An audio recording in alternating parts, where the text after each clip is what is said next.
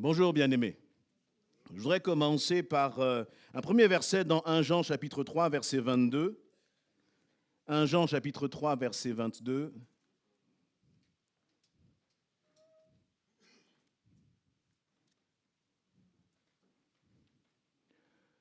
« 1 Jean 3, 22, quoi que ce soit que nous demandions, nous le recevons de lui, parce que nous gardons ses commandements et que nous faisons ce qui lui est agréable. » Amen. C'est bon pour nous de réaliser que quoi que ce soit que nous demandions à notre Dieu, il nous l'accorde. Quel que soit même, et surtout, j'allais dire, ce qui relève de l'impossible. Dès le moment où tu commences à demander à Dieu, eh bien lui, il entend ta voix, il entend tes cris, parce que nous sommes ses enfants, et il nous répond. Et il dit tout de même qu'il y a une condition, nous le recevons de lui. Pourquoi ? Parce que nous gardons ses commandements et nous faisons ce qui lui est agréable. C'est-à-dire que Dieu dit, ceux qui sont dans l'obéissance, et c'est un peu ce qui a été exprimé à travers ce don spirituel. Si nous lui obéissons, alors nous allons voir Dieu agir. Vous savez, parfois on peut se dire, mais Seigneur, justement, je ne vois pas ta main. Pourquoi est-ce que je traverse encore telle situation ? Pourquoi, Seigneur éternel, mon Dieu, je dois encore endurer telle épreuve ? Je crois que c'est important de nous demander, mais à quel point nous obéissons au Seigneur ? À quel point est-ce que nous nous conformons à sa volonté ? Est-ce que nous sommes des hommes et des femmes qui marchons selon nos désirs, notre chair, selon notre façon de penser ou de voir les situations ? Ou est-ce que nous disons, Seigneur, peu importe ce que j'entends, peu importe ce que je vois, peu importe ce que je pense, ce qui compte, c'est ce que toi, tu dis, Seigneur. Amen. Est-ce que vous croyez que vous avez un Dieu extraordinaire ? Après tous les chants que nous avons pris, si vous ne le croyez pas, on va rappeler Mathieu et l'équipe. On va leur demander de faire encore quelques chants pour que le message puisse bien passer. Nous avons un Dieu extraordinaire. Est-ce que tu peux dire « J'ai un Dieu extraordinaire » ? Redis-le, mais en pensant aux situations difficiles que tu traverses. Amen. C'est bon de le réaliser. Alléluia. Mais vous savez, bien-aimés, ce Dieu extraordinaire, et je crois que c'est son désir, de faire et d'accomplir de grandes choses et des choses extraordinaires encore pour nous tout au long de cette année. Mais il y a quelque chose, je crois aussi, que Dieu veut faire encore par-dessus tout. C'est nous changer, nous transformer à l'intérieur. Tout à l'heure, dans le verset 1 Jean 3, 22 que j'ai lu, il nous était dit eh bien, que tout ce que nous demandons, Dieu va le faire si nous obéissons à ses commandements. Mais si vous voulez voir la main de Dieu se manifester, il faut savoir quels sont ses commandements. Est-ce que vous connaissez les commandements de Dieu ? Est-ce que vous savez ce que Dieu attend de vous personnellement ? Est-ce que vous savez ce que Dieu attend de l'Église essentielle ? Dans ce temps-là, au début d'année, où chacun, finalement, nous prenons beaucoup de résolutions, je crois que la seule résolution qui compte, c'est de s'aligner avec la volonté de Dieu. Parce que moi, je peux faire beaucoup de choses, mais tout ce que je peux faire, tous les projets que je peux avoir, tous les désirs que je peux avoir, s'ils ne sont pas conformes à la volonté de Dieu, ça ne vaut rien. C'est poursuite du vent, ce n'est que vanité. On peut avoir beaucoup d'idées, beaucoup de désirs, beaucoup d'ambitions, beaucoup d'envies. Mais ce qui compte, c'est Seigneur, c'est de faire ce que toi tu désires. C'est de faire tes commandements. Parce que lorsque tu commences à obéir au Seigneur, alors tu vois la porte de la bénédiction, la porte de la grâce s'ouvrir. Et donc, dans 1 Jean 3, 22, qu'on vient de lire là, il nous est dit que, eh bien, Dieu nous donne, il nous donnera ce que nous demandons si nous lui obéissons, si nous obéissons à ses commandements. Et tu peux afficher le verset suivant, ma sœur. Il dit, et c'est ici son commandement. Il n'a pas 10, 20, il n'y a pas une longue liste. Il dit que nous croyons au nom de son Fils Jésus-Christ et que nous nous aimions les uns les autres selon le commandement qu'il nous a donné. Dans ma version, il nous est dit, or que commande-t-il ? C'est de placer notre confiance en son Fils Jésus-Christ et de nous aimer les uns les autres comme il nous l'a lui-même prescrit. Donc le Seigneur nous dit, eh bien, ce que je vous commande, ce que je vous demande de faire, c'est de placer votre confiance en moi. La confiance, elle se manifeste au moment de la tempête. La confiance, elle se manifeste dans les épreuves, dans les moments difficiles. La confiance que nous avons, finalement, on va voir en qui tu mets ta confiance seulement quand tu seras justement dans la difficulté. Dans la difficulté, est-ce que tu vas commencer à te réfugier dans tes capacités? Tu vas commencer à courir à droite et à gauche pour essayer de trouver de l'aide dans les autres? Ou est-ce que tu vas tourner tes regards vers Jésus-Christ? La confiance, elle va se manifester dans la paix que tu vas manifester, même au milieu de la tempête. Mes bien-aimés, je ne veux pas vous parler de confiance, mais je vais vous parler de la seconde partie. Il y a une première partie, c'est la confiance en Jésus-Christ. Et l'autre partie, c'est quoi? Que nous nous aimions les uns les autres. Et je crois vraiment que c'est le désir du Seigneur, là, pour chacun d'entre nous. Que nous nous aimions les uns les autres. Vous savez,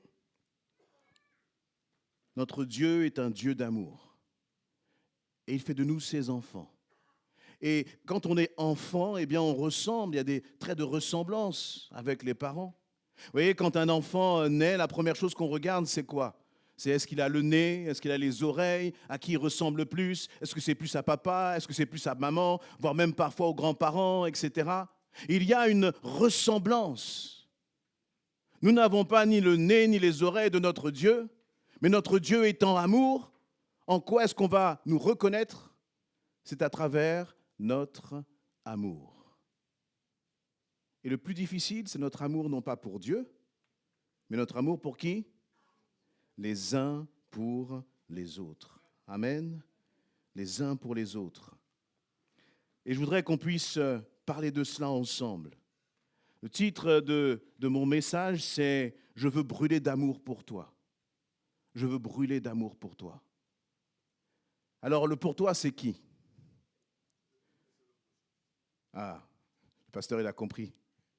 Notre premier réflexe, ça veut dire, c'est Dieu. Et vous avez raison. Mais je veux brûler d'amour pour mon prochain, pour mon frère, pour ma sœur. Et depuis quelques semaines, le Seigneur mettait sur mon cœur ce passage-là.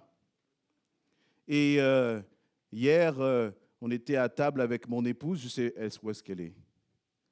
Je ne sais pas si elle a remarqué. Il y avait on était à table, elle avait fait un bon gratin de Christophine. Un délice. N'allez pas la voir pour lui demander de faire un gratin. Et il y avait une bougie sur la table. Je ne sais pas si tu sais ce qu'il y avait écrit sur cette bougie. Elle le sait. Elle a le sens vraiment du détail. Je suis impressionné. Elle avait allumé la bougie. Et puis, donc, moi, j'étais en train de me préparer pour le message. Et elle avait allumé la bougie. Et puis, sur cette bougie, il y avait marqué « Je veux brûler d'amour pour toi ».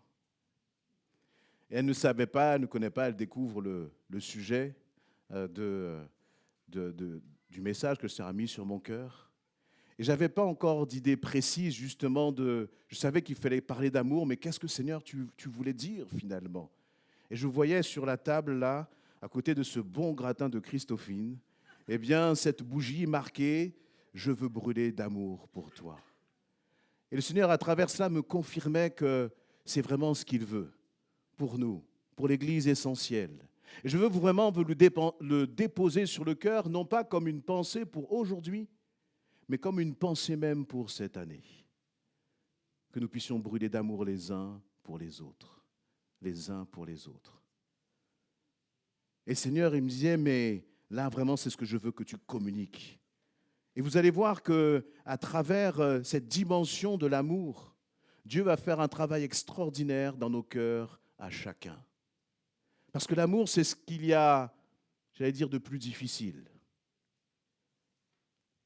Premièrement, on va prendre, partir de cette réalité que nous savons, que nous vivons, que notre Dieu est amour.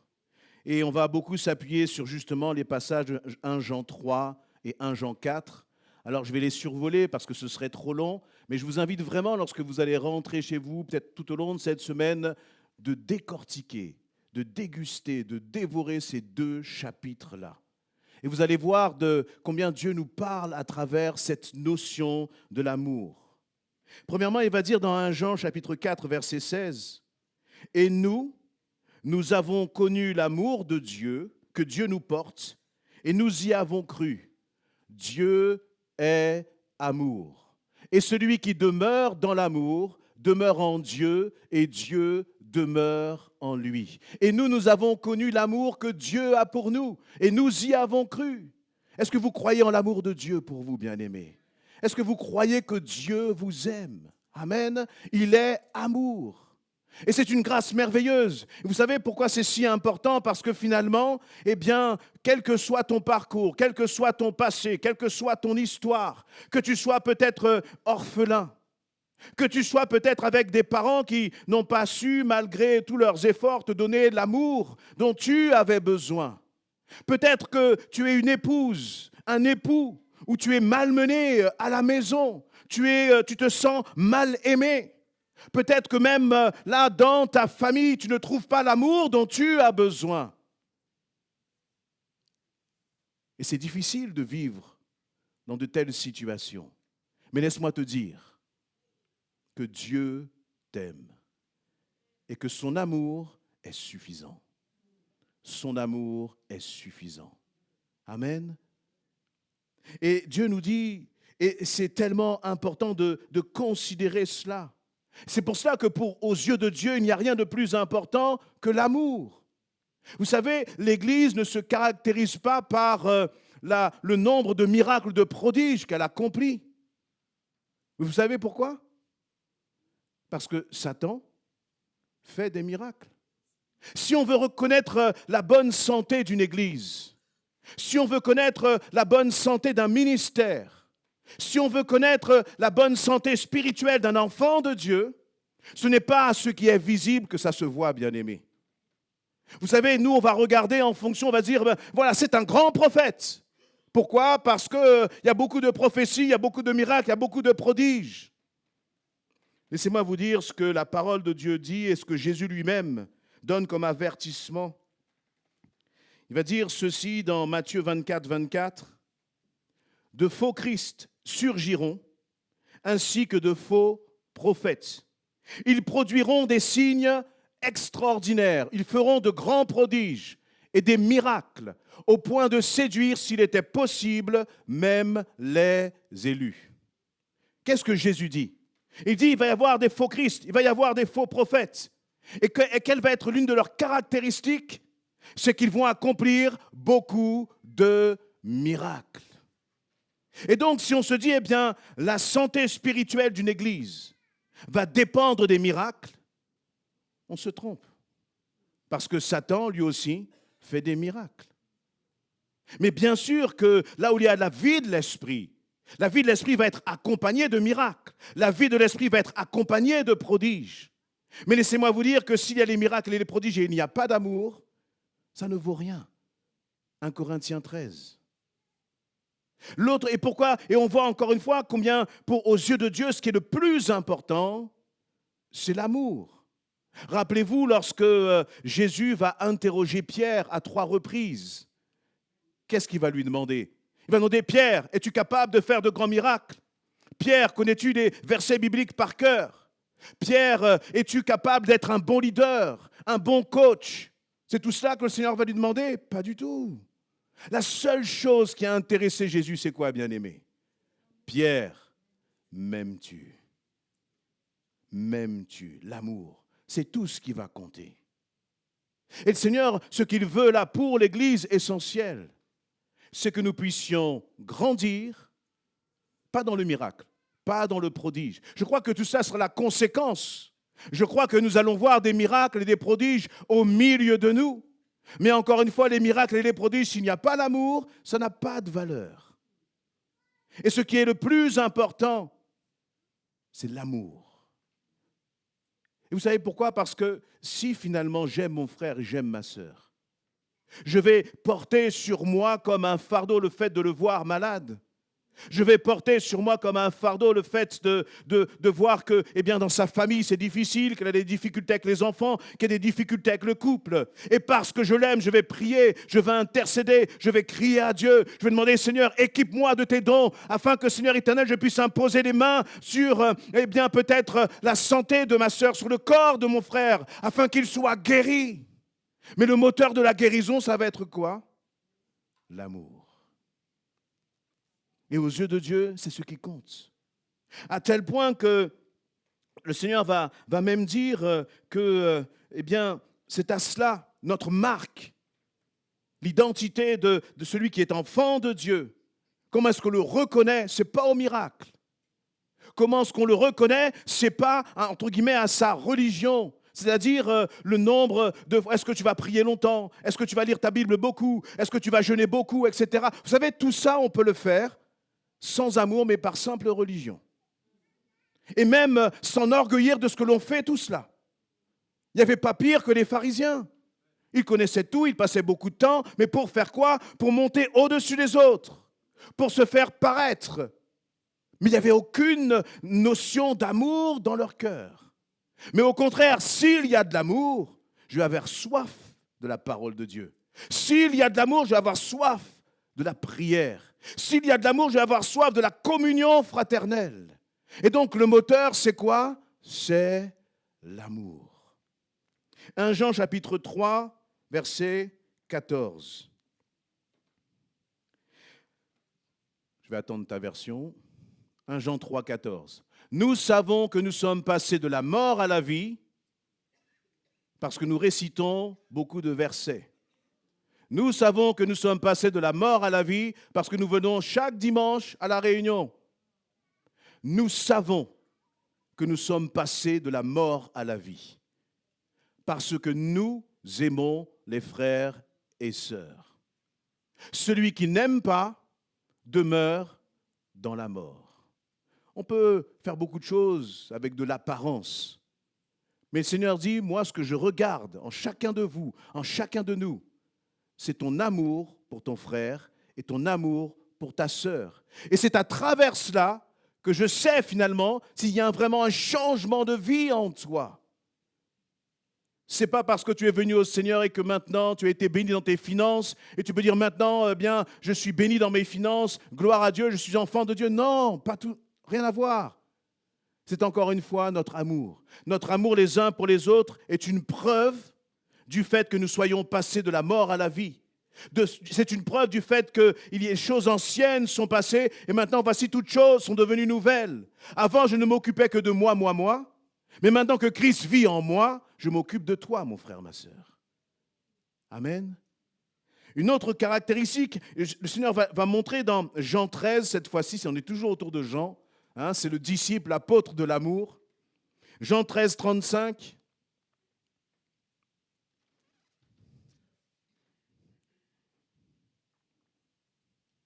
Je lis ma version. À ceci, tous reconnaîtront que vous êtes mes disciples, si vous avez de l'amour les uns pour les autres. Jésus, lorsqu'il dit cela, il parle aux disciples. Aucun des disciples ne se sont choisis. Pierre n'a pas choisi Jacques, n'a pas choisi Jean, etc. Ils ne se sont pas choisis. Ils ont des personnalités différentes. Ils ont des façons de penser différentes. Ils ont même, avant de rencontrer Christ, avant de se donner à Christ, ils ont des priorités différentes. Ils viennent de milieux sociaux aussi différents. Mais tout cela, toutes ces différences sont balayées par une chose, l'amour les uns pour les autres. L'amour les uns pour les autres. Vous savez, lorsque le Seigneur les a choisis, les disciples, il n'a pas essayé de regarder en fonction des complémentarités de personnalité. Il n'a pas regardé en fonction de, des loisirs que les uns et les autres aimaient, des centres d'intérêt. Non. Il a dit justement, plus vous êtes différents, plus justement votre amour va être manifesté par le fait que vous êtes unis alors que vous êtes différents humainement, parce que vous êtes attachés à moi. Attachés à moi. Et notre marque, ce qui va faire la différence, bien-aimés, c'est encore une fois notre amour les uns pour les autres. Comment est-ce qu'on sait que l'Église essentielle est une Église qui honore Christ, une Église selon le cœur de Dieu, une Église de disciples? Vous savez, une Église de disciples, ce n'est pas une Église, c'est pas comme une armée où tout le monde est au travail. C'est une Église où tout le monde travaille, mais dans l'amour et par amour. Par amour. Et il dit, eh bien, c'est à cela qu'on saura justement que vous êtes mes disciples. La marque qui va faire la différence avec ce monde, c'est l'amour. Parce que des organisations dans ce monde, il y en a qui fonctionnent extrêmement bien, qui sont extrêmement bien rodées, qui sont productives, qui sont efficaces. Mais le Seigneur ne cherche pas l'efficacité. Il cherche encore une fois l'amour, les uns pour les autres et les uns avec les autres. Amen. Les uns avec les autres. Et pourquoi je disais que, et donc cet amour qui est la marque de Christ sur nos vies, c'est finalement aussi ce qu'il y a de plus difficile. Vous savez, monter des projets, c'est simple.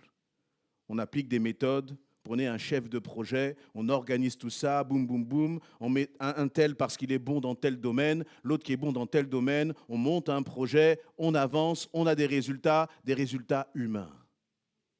Mais l'amour, c'est difficile, vous savez pourquoi? Parce que l'amour, ça va nous chercher là, à l'intérieur. Ça va nous chercher à l'intérieur. L'amour, ça va aller nous bousculer là, de l'intérieur. L'amour, ça va... Et, comment dire, il va falloir s'ouvrir. Et ça, c'est compliqué. Et l'amour, c'est aussi, et on le voit à chaque fois dans tous les commandements, tous les versets qui sont sur justement le fait d'aimer. C'est une prise de décision qu'on doit faire sans compromis. À chaque fois, le Seigneur dit, aimez-vous les uns les autres. Vous voyez, dans ce monde, on a une notion de l'amour justement qui est galvaudée. Une notion de l'amour qui est complètement faussée, où on agit en fonction de nos sentiments, en fonction de nos émotions. On va s'asseoir avec près du frère, près de la sœur, parce qu'on s'entend bien. Si je vous pose une question là, est-ce que vous connaissez le frère ou la sœur qui est assis à côté de vous? Mis à part Dalia, bienvenue au milieu de nous, qui est là pour la première fois. Delia, pardon. Est-ce que vous connaissez celui qui est à côté de vous? Oui. Et très souvent, comment vous l'avez choisi? Pourquoi est-ce que c'est lui qui est assis à côté de vous? Mais très souvent, c'est parce que vous le connaissez. Vous avez déjà discuté un peu avec lui. Vous l'aimez bien. Hein? Ou sinon, peut-être il y en a un qui va dire, oui, je me suis assis à côté de ce frère, cette sœur, mais vraiment, je ne peux pas la supporter. Non. En général, on s'est assis l'un à côté de l'autre parce qu'on s'apprécie bien. Amen. Mais le Seigneur nous demande d'aller beaucoup plus loin que cela. C'est de nous aimer, quoi qu'il en coûte. Quel que soit peut-être, vous savez, humainement parlant dans l'Église, on ne s'apprécie pas tous de la même façon. On a des affinités, c'est normal. Il n'y a rien de mauvais à cela. Mais si notre amour s'arrête à cela, il n'est pas spirituel. Il n'est pas dans ce que le Seigneur veut. Le Seigneur veut que nous allions beaucoup plus loin. L'amour commence par le fait qu'il faut être prêt à faire le premier pas. Vous savez, il nous est dit dans toujours 1 Jean 3 et 4, on va aller dans Jean 4, 10. Je vais le lire, ma sœur, laisse tomber. 1 Jean 4, 10. Voici en quoi consiste l'amour. Comme tu as une version différente, je vais prendre la mienne, d'accord? Comme ça, je ne vais pas t'embêter. 1 Jean 4, 10. Voici en quoi consiste l'amour. Ce n'est pas nous qui avons aimé Dieu, mais c'est lui qui nous a aimés. Aussi a-t-il envoyé son Fils pour apaiser la colère de Dieu contre nous en s'offrant pour nos péchés. Il dit, voici en quoi consiste l'amour. Ce n'est pas nous qui avons aimé Dieu, mais c'est lui qui nous a aimés. C'est-à-dire que l'amour véritable commence non pas par le fait de ce que je vais recevoir, mais comment est-ce que je sais que Dieu m'a aimé? Il m'a aimé parce que lui est venu à moi en premier. Il n'est pas venu parce qu'il a dit, tiens, Eddie commence à m'aimer. Eddie commence à lire la Bible. Eddie commence à prier. Alors moi, le Seigneur, je vais aller vers Eddie. Pas du tout. Non, c'est là où j'étais loin de lui. Là où je ne me préoccupais pas de lui. Là où même j'étais ennemi de Dieu, c'est quand j'étais ennemi de Dieu qu'il est venu me chercher. Et c'est à cela que je vois que Dieu m'a aimé. Vous savez, parfois, nous, ce qu'on fait, c'est qu'on attend que l'autre fasse quelque chose pour nous. Parce qu'il a été aimable, parce qu'il m'a bien accueilli, parce qu'il m'a fait un bon sourire, parce qu'il m'a offert un petit thé à l'entrée lorsque je suis venu dans l'église, alors je vais commencer à l'aimer. Ça, c'est pas de l'amour. Pas de l'amour selon Dieu. Dieu dit, l'amour, ça commence par toi. C'est toi en premier qui dois manifester l'amour. Sans rien attendre de l'autre. Et c'est là où ça commence déjà, dès le départ, à être compliqué. C'est-à-dire que si je veux aimer, je dois décider d'aller vers l'autre. C'est pour ça que je parlais là de l'amour les uns pour les autres. Aller vers Dieu, on n'a pas de problème avec cela. On sait qu'avec lui, on est toujours bien accueilli. On est toujours bien accueilli avec le Seigneur. Aller vers l'autre, c'est déjà bien plus compliqué. Je ne te parle pas de l'autre que tu as choisi aujourd'hui pour t'asseoir à côté de lui parce que tu le connais bien. Je te parle de l'autre là, où ça fait 1 an, 2 ans, 10 ans qu'on est dans l'église, tu ne connais toujours pas son prénom. Tu ne sais rien de sa vie. Pourquoi? Parce que nous attendons que l'autre vienne vers nous, alors que le Seigneur dit non, l'amour, c'est toi qui vas vers l'autre. L'amour, c'est toi qui fais la démarche en premier. Et c'est là où je dis que ça commence justement à nous bousculer un peu. Parce que quelqu'un va dire, oui, mais moi je suis timide. Ok, mais moi, le Seigneur ne t'a pas demandé est-ce que tu es timide ou pas timide, il t'a demandé d'aimer. Il t'a demandé d'aimer. Alors quand tu vas commencer à te lever et à aimer l'autre, tu vas voir là que la timidité là, c'était un mensonge de l'ennemi. Mais tant que tu attends que les autres viennent toujours vers toi, tu ne vivras jamais la dimension de l'amour. Vous savez, bien aimé, je regardais là, cette histoire, on la connaît, mais je regardais un peu dans les détails, l'importance justement qui montre l'importance de l'amour. Il nous est parlé de cet empereur, l'empereur Frédéric II, c'était en 1200. C'était un polyglotte, il était extrêmement doué dans les langues. Et comme il était doué dans les langues, on est en 1200, hein, ok, donc ça date. Comme il était tellement doué dans les langues, lui, il était convaincu qu'on apprenait les langues de façon totalement naturelle. Il se disait, mais il n'y a pas besoin d'aller à l'école pour apprendre une langue, parce que lui, il avait reçu un don, un talent dans cela. Donc vous savez ce qu'il a fait? Il a fait un test. Il a pris des bébés à leur naissance et il a demandé à des nourrices de nourrir ces bébés, de s'occuper de faire leur toilette, etc., mais surtout de n'apporter aucune marque d'affection à ces nourrissons. Pas d'amour, pas de caresses, pas de mots doux, rien. Vous ne leur apprenez même pas à parler parce qu'ils voulaient vérifier sa théorie qui consistait à dire on n'a pas besoin de leur apprendre à parler, ils vont apprendre tout seuls et en plus plusieurs langues. Vous savez ce qui s'est passé avec ces nourrissons? Même pas des monstres. Ils sont tous morts. Pourquoi? Manque d'amour. Manque d'amour. Par manque, l'amour, c'est vital. C'est vital. J'ai besoin d'amour. Qui n'a pas besoin? Qui n'a pas besoin? C'est bien, personne ne lève la main. Qui a besoin d'amour? Blessing, elle ne lève pas la main. Dis-moi, je n'ai pas besoin, pasteur.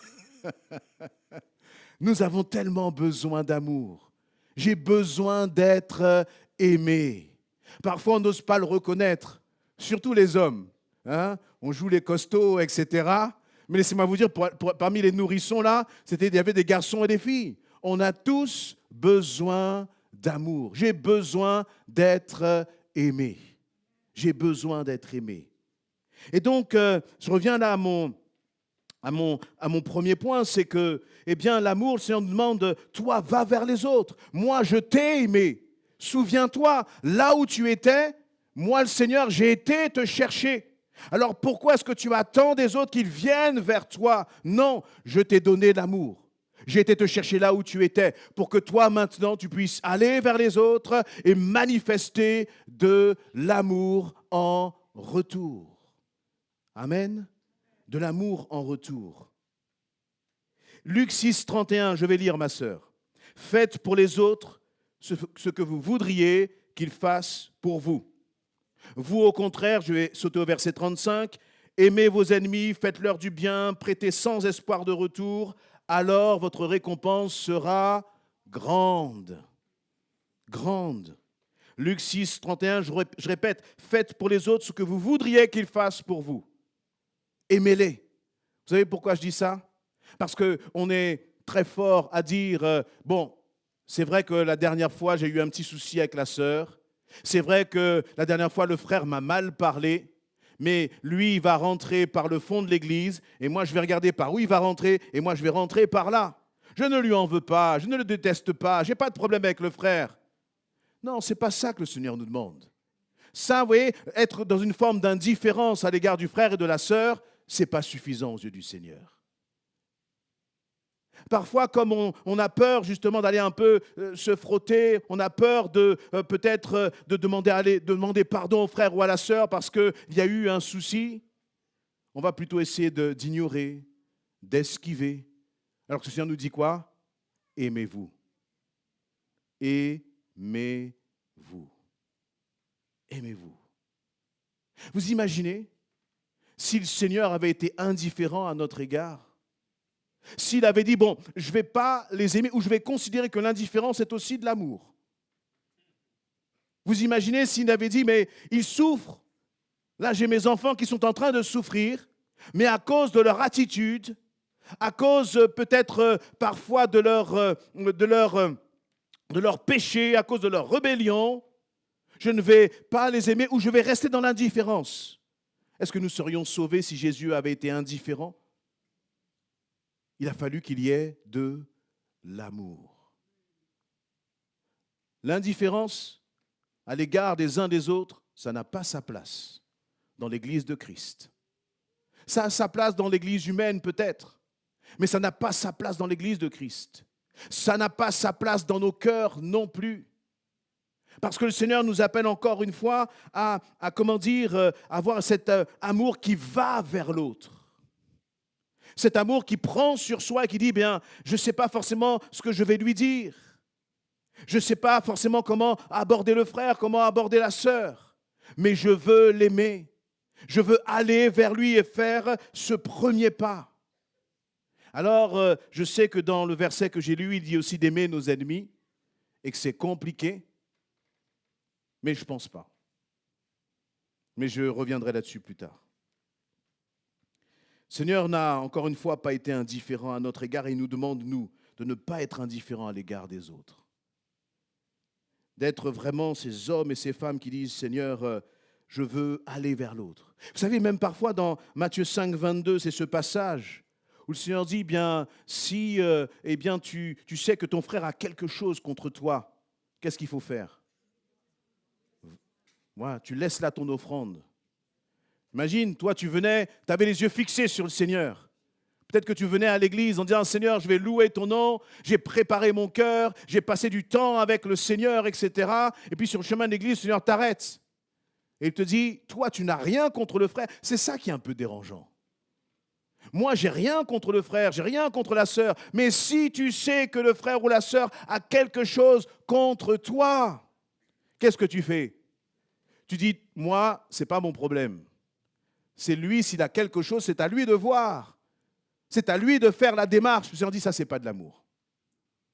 Si tu sais qu'il y a quelqu'un dans cette salle qui a quelque chose contre toi, le Seigneur te dit, n'ouvre pas ta bouche pour me louer. Va le voir. Passe du temps à parler avec lui. Parce que c'est ça qui est important pour moi, te dit le Seigneur. Ce qui est important pour moi, finalement, c'est ta relation avec l'autre. Ce qui est important pour moi, te dit le Seigneur, c'est que le lien qui soit entre vous, ce ne soit pas un lien d'indifférence, voire même encore pire, encore un lien de méchanceté.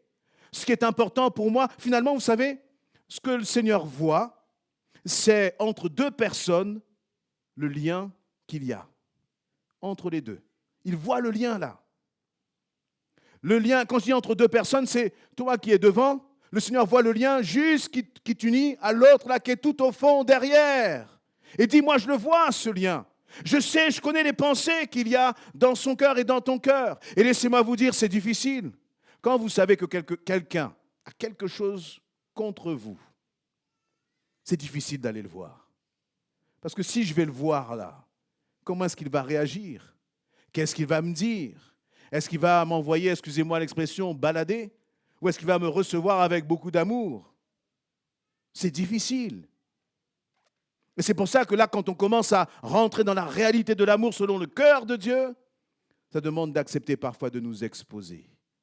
Mais c'est ce que Dieu veut.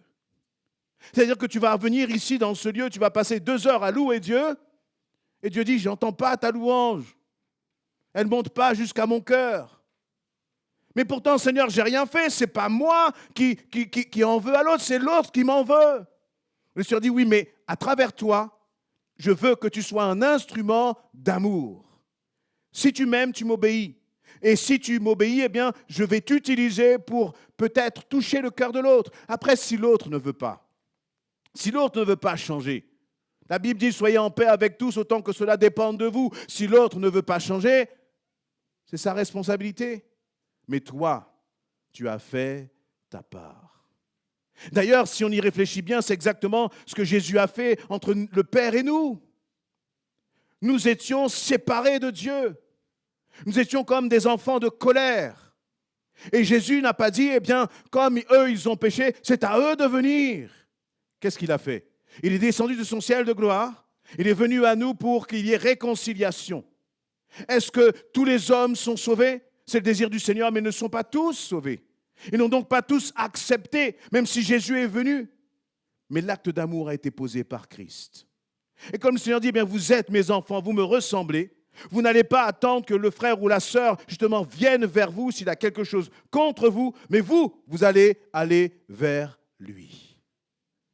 Amen. Est-ce que vous êtes prêts à cela? Est-ce que vous êtes prêts à cela, bien-aimés? Amen.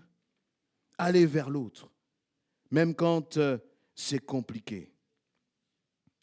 Et un point important, c'est que justement, dans tout ce qui concerne l'amour, et parfois ça nous paraît tellement difficile, aimer son ennemi, aimer même ceux qui nous font du mal, l'épouse, arriver à aimer ton époux parfois malgré son attitude, malgré parfois le climat toxique qu'il peut, répandre dans la maison. Aimer sans condition. Est-ce que c'est ça que le Seigneur nous demande? Oui. Regardez dans vos Bibles. À chaque fois qu'il y a aimé, aimez-vous les uns les autres, aimez vos ennemis, etc., il n'y a pas de condition derrière. Jamais. Et prenez vos Bibles, épluchez, listez tous les versets. Ça va vous prendre beaucoup de temps parce que des versets qui parlent de l'amour, il y en a énormément. Mais il n'y a pas de condition derrière. Et vous savez une chose, c'est que, et ce qui nous fait peur dans cela, c'est qu'on se dit, mais est-ce que je serais capable? Laissez-moi vous dire, bien-aimés, c'est que la capacité d'aimer, vous n'avez pas à vous inquiéter de cela. Parce que Dieu vous la donne. Dieu te donne la capacité d'aimer. Si Dieu dit aimer, vous les uns les autres. Si Dieu dit aimer ses ennemis, c'est qu'il va justement, il a tout pourvu pour que nous soyons en capacité d'aimer. C'est Christ en nous qui nous donne la force d'aimer. Et donc, on n'a pas à se préoccuper de savoir est-ce que ce sera possible. C'est possible. Tu peux aimer ton mari. Tu peux aimer ton épouse. Les enfants, vous pouvez aimer vos parents parfois, même s'ils ont une attitude qui est difficile pour vous. Mais si vous puisez en Christ, il vous donne la capacité. Le problème n'est pas la capacité, le problème c'est la volonté. Tu peux. La question c'est est-ce que tu veux? Et c'est ça qui change tout. Est-ce que tu veux vraiment aimer? Est-ce que tu veux vraiment aimer lorsque on t'a marché sur le pied? Alors, est-ce que tu veux vraiment continuer d'aimer lorsqu'on a une attitude à ton égard qui a été difficile? Est-ce que tu veux vraiment aimer lorsque, on n'a pas su t'apporter la reconnaissance que tu attendais? La capacité, nous l'avons en chacun de nous. Parce qu'encore une fois, Dieu n'est pas là pour nous faire des pièges. Dieu ne vous demande pas de dire, Dieu ne vous dit pas, aime. Et puis comme je sais que de toute façon, tu ne pourras jamais, donc c'est un piège pour toi. Non, si Dieu te dit d'aimer, c'est qu'il te donne la capacité d'aimer. Mais la difficulté, c'est encore notre volonté. Et on le voit dans des couples. Dans des couples où c'est difficile. Quand on accompagne ces couples-là, on voit que de l'extérieur, on se dit, mais si chacun acceptait juste de se soumettre à la volonté de Dieu, si chacun acceptait de renoncer à soi-même, si chacun gardait encore de l'espérance, si chacun gardait encore cette espérance que Dieu est capable de changer les choses, que Dieu est capable de renverser la situation, si chacun croyait encore que Dieu n'a pas dit son dernier mot dans le couple, alors ce couple serait restauré. Mais la difficulté, c'est toujours, est-ce que l'un et l'autre croient que Dieu est capable? Et est-ce que chacun veut vraiment que Dieu agisse encore? Encore. Et donc, le problème, encore une fois, n'est pas la capacité d'aimer. Christ est en toi, tu as la capacité d'aimer. Tu peux aimer. Et ça ne dépend pas, encore une fois, de ton passé. Ça ne dépend pas de ce que tu as reçu de tes parents ou autres. Tu as reçu Christ. Tu as toute la capacité nécessaire pour être une source d'amour pour les autres. Mais est-ce que tu le veux réellement? Est-ce que tu le veux vraiment? Parce qu'encore une fois, lorsqu'on va dire, ok Seigneur, je veux aimer, c'est là où le Seigneur va commencer à nous travailler. Et ça, c'est encore une fois difficile. Dans Jean 15, le Seigneur va dire, je ne vous appelle plus serviteur, mais ami. Parce que maintenant, en fait, je vais vous faire connaître tout ce que j'ai reçu du Père, je vais vous le partager. C'est-à-dire que Jésus, là, dans ce verset, il dit que, d'une certaine façon, vous étiez serviteur, donc je ne vous partageais pas tout. Mais maintenant que vous êtes amis, maintenant que je vous considère comme amis, je vais vous ouvrir mon cœur. Ouvrir son cœur. C'est difficile d'ouvrir son cœur. Vous voyez, on veut tous, finalement, on agit très souvent comme des huîtres un peu fermées, parce qu'on sait que quand on va commencer à s'ouvrir à l'autre, quand on va commencer à se découvrir, c'est là où on va être dans une zone un peu de vulnérabilité. L'autre va commencer à connaître mes faiblesses. Vous savez, c'est très facile, là, de paraître de bons chrétiens. C'est très facile pour chacun d'entre nous de ne pas montrer nos défauts si on reste là juste le temps de la réunion et ensuite on file vite après la réunion. Mais la réalité, c'est qu'au milieu de nous, il y a, et en chacun de nous, il peut y avoir, pour l'un, c'est peut-être parfois un peu de colère, parfois un peu d'amertume, parfois peut-être un esprit critique, parfois une facilité à se décourager.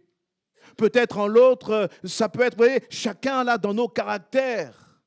Il y a des choses là qu'on n'a pas envie de montrer, qu'on n'a pas envie que les autres voient.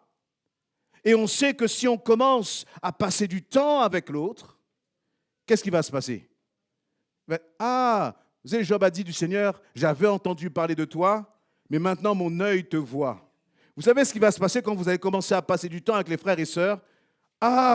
J'avais entendu parler de toi. Maintenant, mon œil voit bien ce qu'on m'avait dit. On va commencer finalement à se découvrir. Mais la réalité de notre amour les uns pour les autres commence à ce moment-là, bien-aimés. Parce que sinon, avant ça, c'est juste de l'apparence. Quand on commence à travailler là dans les différents services, quand on commence à travailler, je ne sais pas, à l'école du dimanche, à l'accueil, etc., et qu'on commence à te dire, mon frère, il faut que tu arrives à l'heure. Et puis toi, tu n'es pas content parce qu'on t'a fait une remarque. Et la façon dont tu as fait la remarque, là, tu vas commencer à monter sur tes grands chevaux, tu vas mal le prendre. C'est là qu'on va commencer à voir qui tu es réellement. Et c'est à partir de ce moment-là que l'amour va pouvoir s'exercer aussi réellement. Mais pour que je puisse exercer mon amour à l'égard des autres, il faut que je puisse me découvrir. Il faut que je puisse oser aller vers l'autre.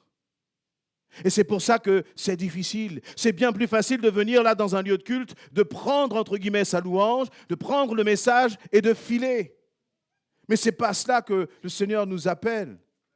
Il nous appelle au contraire à nous découvrir et partager même nos vulnérabilités. Mais partager ses vulnérabilités avec l'autre, c'est donner un accès à l'autre finalement et pour lui dire, ben, tu vois, là j'ai des faiblesses dans ce domaine-là. Dans le monde là, si vous faites ça, on vous mange tout cru. Si vous dites à votre collègue de travail, tu sais, moi je suis mauvais là-dedans, ou tu sais, j'ai peur de ça, qu'est-ce qu'ils vont faire? Ils vont utiliser ça pour justement soit prendre votre poste, etc., je ne sais pas quoi. Dans le monde, faire ça, c'est une folie. Au contraire, il faut qu'on montre qu'on soit fort, qu'on soit costaud.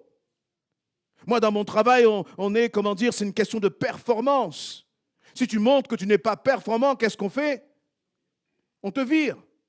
Tu montres que tu n'es pas performant, celui qui n'est pas performant, on le met sur la touche. En 2 temps, 3 mouvements. Je peux vous compter le nombre de burn-out que j'ai vu autour de moi dans mon travail. Si on te confie une tâche et que tu dis que tu n'es pas capable de le faire, que ça va être compliqué. Comment ça va être? Tu n'es pas capable de le faire? Si, ça va aller, je vais le faire.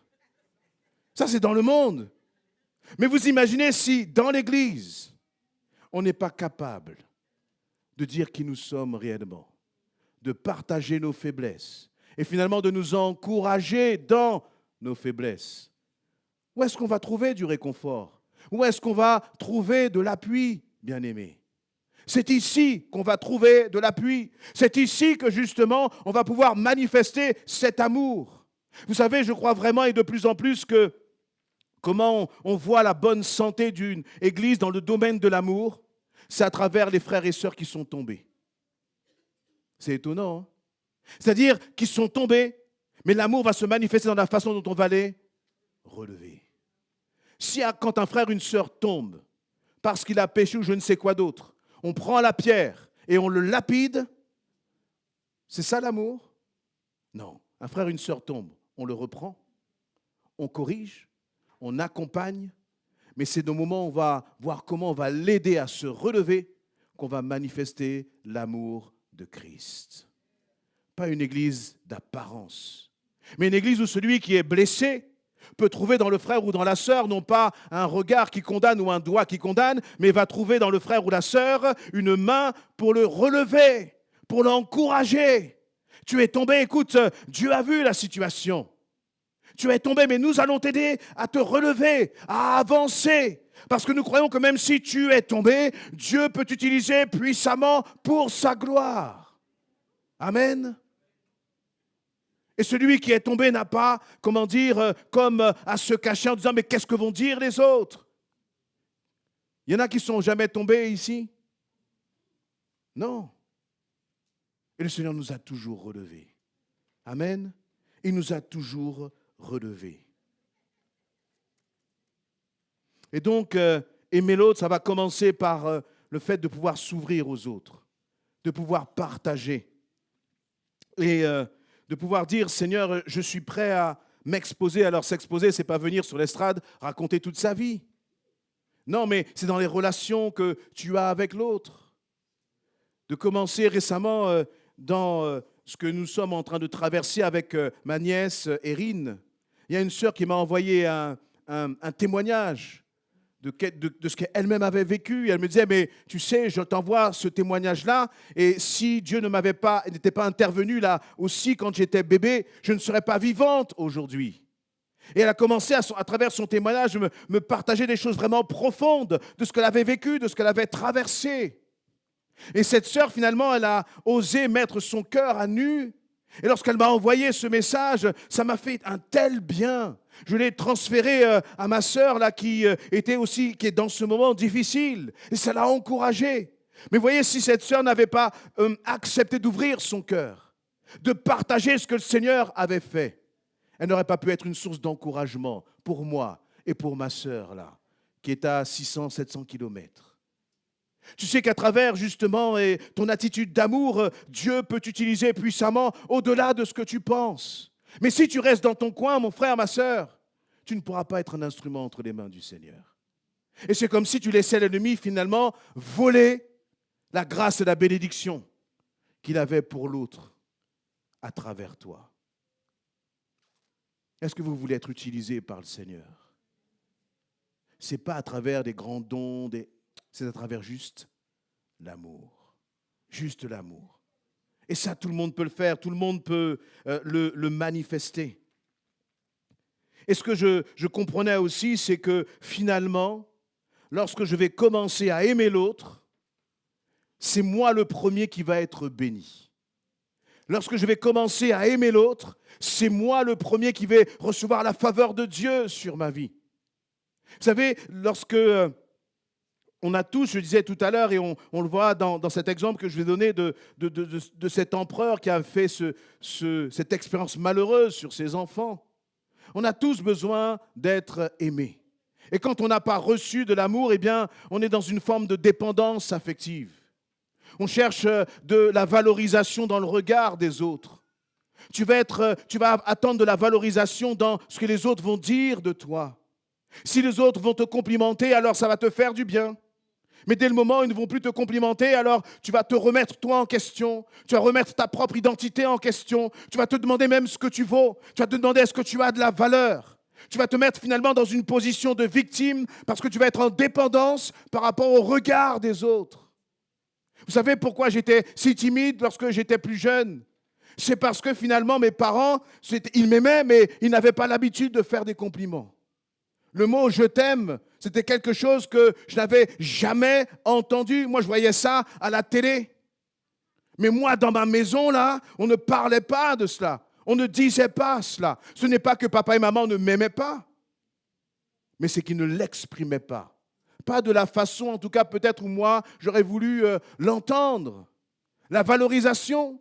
J'ai fait des études, mais à aucun moment je n'ai entendu mes parents dire « Je te félicite, mon fils, je suis fier de toi pour ta réussite. » Et encore, même quand on est enfant de Dieu, parce que le succès de la réussite, quand on est enfant de Dieu, on nous parle tellement de l'humilité qu'on oublie même de valoriser parfois les réussites.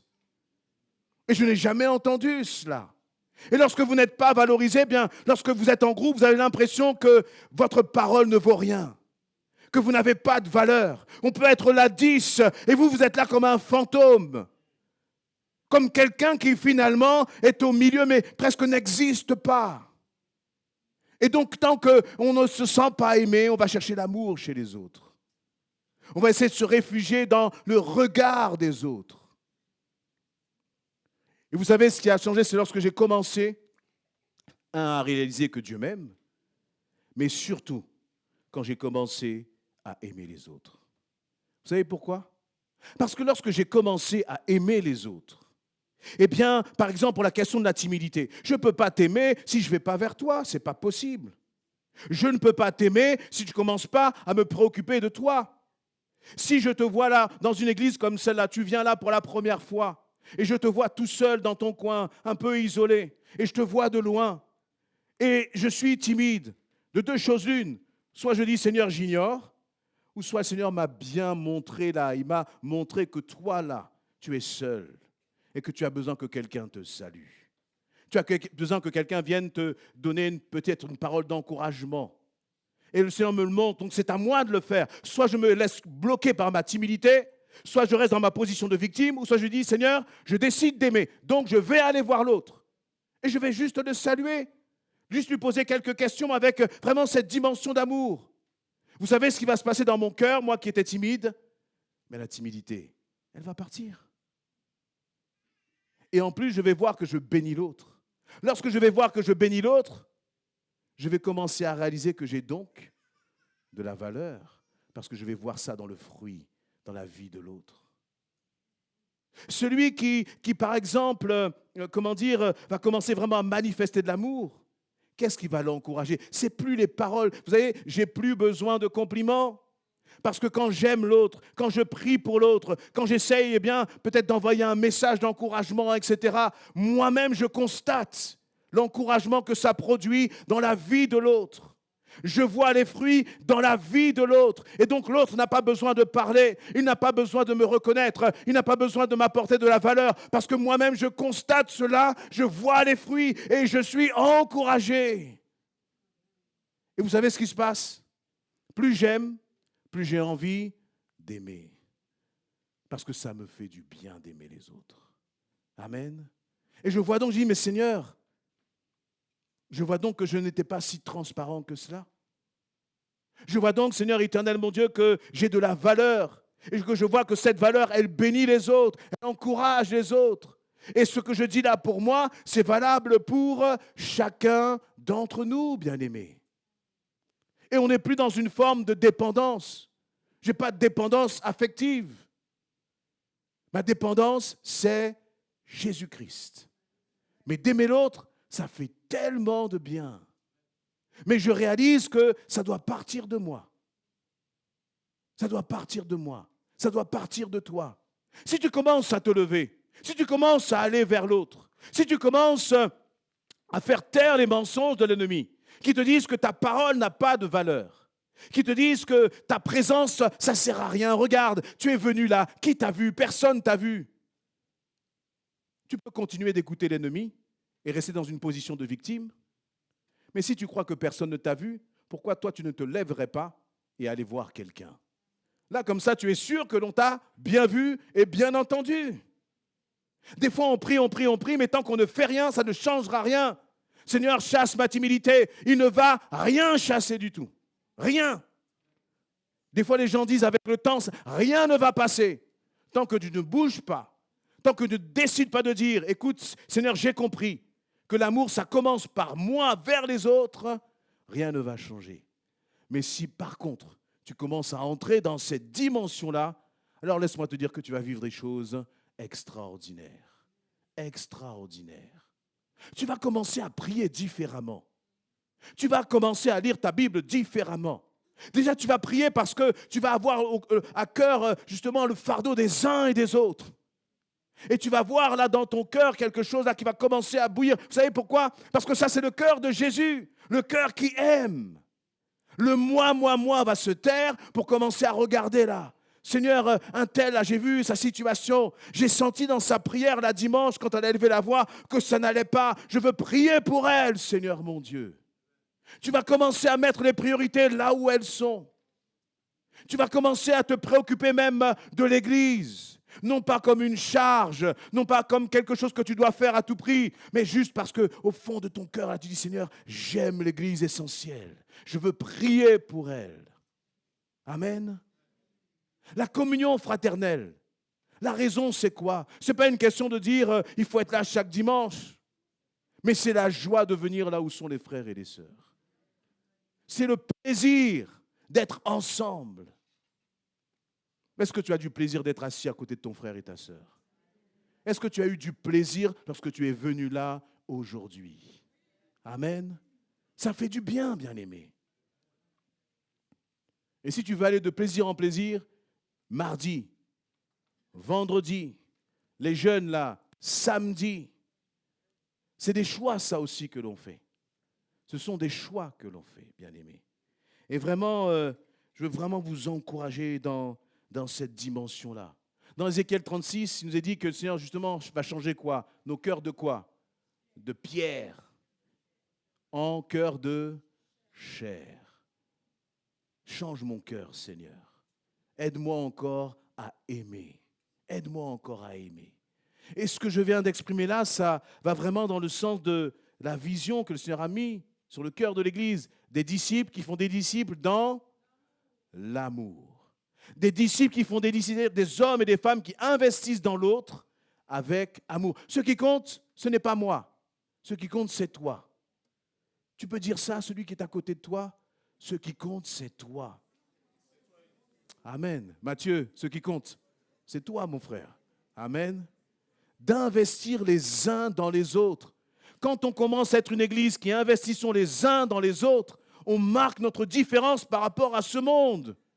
Dans ce monde, chacun investit en soi-même, dans sa propre carrière, dans ses propres ambitions, dans ses propres projets.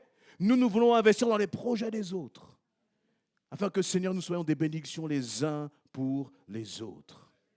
Et quand on commence à faire ça, lorsque vous regardez dans 1 Corinthiens 13, et je vais m'arrêter, il dit que l'amour pardonne tout. J'ai vu donc à travers ce passage-là que finalement l'arme qui me transforme là, c'est l'amour.